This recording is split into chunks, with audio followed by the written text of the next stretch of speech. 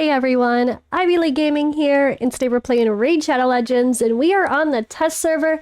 This is episode 2 of season 2 of my 10 pull challenge. If you haven't watched the first video, make sure you go ahead and watch for the pulls of these champions to see who I got and who I'm allowed to play with. And within that 10 pull, we did get a Torturehelm, and I have to give credit where credit is due. Twitch chat told me, oh yay, Torturehelm solo dragon, job done, solo dragon 20, easy clap. Okay, so why not? Let's do it. So this is something I actually had not seen before, and I actually did a little bit of research just to see if people have posted videos on it, and sure enough, there are a few videos, but it hasn't been for a while. So I'm not taking credit for this by any means. It was not my idea. It was my chat's idea, but that's what's so fun. That's what I love. That's what I love about the interactions of being live on Twitch. I love that we are able to bounce ideas off of each other, learn from each other. And half the time, guys, when a content creator comes out with some fancy ass build, it's not even the content creator. It's the community that gave them the idea. That's the truth. I mean, there's so many people that I know are fed ideas through their clan because they're in a clan of really smart people. That's very common. Or someone will give someone an idea, oh, I see you have this champion, why don't you test this out? Or they, or just Twitch chat, conversations on Twitch about bringing up ideas that people have seen other people use or that they've tested themselves. Just because someone's a content creator or not a content creator doesn't mean they don't come up with some creative team builds, right? And a lot of people are super smart in this game but have no interest in creating content, so they share ideas with content creators. And this is just a fun example of me not even thinking of this build because honestly I'd never seen it before, and Twitch chat giving me a fun idea of something I can showcase for my channel for those who haven't seen it either. Now, before we get it, actually, let's start this run. So this is full auto, no team setup. We are gonna farm up my low levels that we're gonna be using for the rest of this challenge with Torturehelm soloing Dragon 20. So let's just get to that, and I'll talk more about it as we go. So, yeah, I was really excited to see this. So what I did was I was curious, like I said, if anyone else had already made videos about this or not yet. And turns out, yes, they have. They have made videos. There are a few. When I look back, the most recent video, I think, was Hell Hades. Back in January, did a video using Torturehelm. There's a little bit of variety in the way people build. Some use Toxic Set, which is what I'm using here. And some have used Lifesteal gear as well. Now, I think I saw Scratch had a video from a little bit back, might have been a year, or maybe it was within the year. And then there's a couple videos from smaller content creators from like 2 years ago. So I don't honestly know where this idea originated. I don't know who did it first. I'm not trying to, like I said, I'm not trying to claim as this is my idea. I'm just being straight up. It was Twitch chat's idea. Where Twitch chat saw it, I don't know. But we had to have some fun. I had to work on getting the right stats to make this reliable as well. So it was a fine line with trying to add extra crit damage, but also survive. You can see his health is low. But the good thing about Torturehelm is it's okay if he dies once in a while. That's what makes this so unique in a creative build. Actually, the first time I did this, I died on the first run, so I'm proud that I didn't die that time. But it's okay if you die, because he pops back up with 50% HP. So I'll show his kit and show why this works, but I just wanted to kind of mention that. This run hits harder. He's definitely going to die now. You'll see this in action where he's going to die and then pop it back up. It gets a little bit risky, right? But it's funny. Actually, I don't have crazy accuracy on him by any means. Actually, I have pretty low accuracy. I wasn't focusing that as a stat, but he can steal buffs on his A1 as well. And he has been occasionally stealing buffs. And there was that passive triggered. He popped back up, right? Or no, that one was a steal. The shields are, I think, Shield Breaker Mastery, but we'll see. I think I put that on him. Now I'm questioning what my masteries are. But we'll take a look.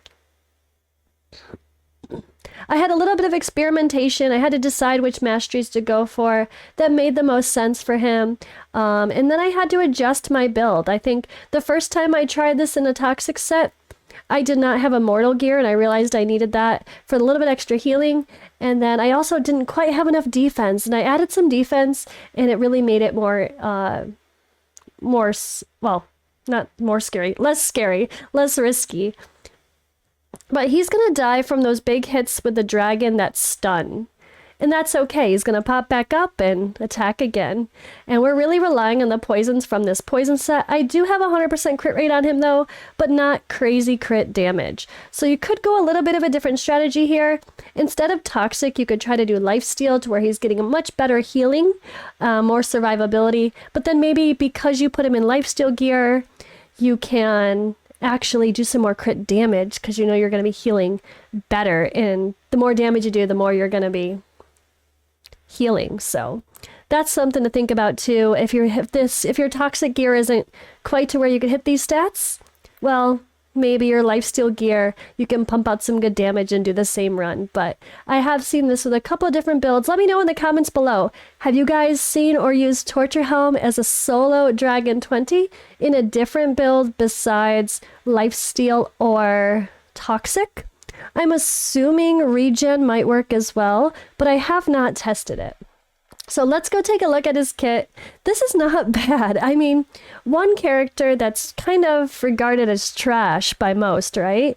3 minutes and 23 seconds? This is faster than I saw in the videos that I peeked at because I was curious. I wanted to see like how fast were people actually getting him to do, so that way I knew if I sucked at the run that I should probably push my stats and make it better. But this is faster than I saw in other people's videos, so I'm quite satisfied with my builds. I did aim, I didn't really copy anything as far as builds go. I just kind of aimed what was logical for me doing other solo builds in the past. I usually aim for 60,000 HP and 3,000 defense. That's what we did here. I actually only had like 22 or 23,000 defense at first. I wanted to see if that would be enough, and it was not enough with the toxic set. It might have been enough if we had lifesteal gear and we're getting better healing, but it was not enough in the toxic set, so I had to pump up my defense, and it did pay off in the end. So I had to take away some crit damage, unfortunately. Don't mind the fact that I'm way over crit capped. You don't need that. You just need to be 100% crit rate, obviously. But in changing my gear from a crit damage glove to a crit rate glove, I didn't bother with really going crazy to min-max and get this back to 100% crit rate and trying to push more crit damage or survivability. I just kind of let it be what it is, and it was successful. I did want to get enough resistance, though. That's kind of important. You get a ton of poison thrown at you from the boss, so you want to resist those. My accuracy, I didn't overly try to get accuracy. It's just whatever happened. And even with only 171 accuracy here in stage 20, I was able to steal the buffs quite often from those speed buffs from the apothecaries and a little bit of other ones as well here and there. So that was kind of nice to accidentally steal some buffs. So let's take a look at his kit first. This is what I'm talking about. 30% chance of stealing one random buff from the target. This is the confusing part for building him. You want to build him HP based for survivability anyway, and because this is where the damage is at. Once you ascend this skill, it adds in this second part here.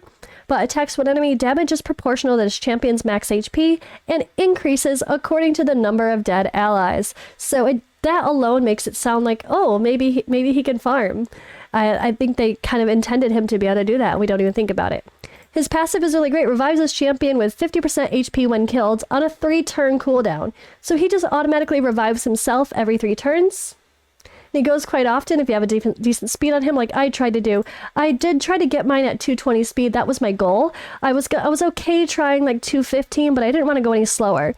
I wanted to make sure he had the best opportunity possible to go multiple times to like the dragon's 1 turn, which is definitely possible with these masteries. So we have this mastery and this mastery, which both relate to, well, this one's killing enemies, of course, and this one is allies dying. So with that in mind, these masteries worked out really well to help boost his speed even more and have more success. And then the same thing, Exiled in Death build heals him at the first time he kills an enemy. Just everything here is based around the allies dying and him soloing and just to pump out extra damage. So let me quick just show that and make it easier for you guys in case you like to do those screenshots. But this worked out really well. I was kind of debating here which way to go. I think if I had lifesteal gear instead of toxic gear, I would have went here instead. So just keep that in mind if you decide to use lifesteal gear and you notice you're really high health, and you're constantly ticking back to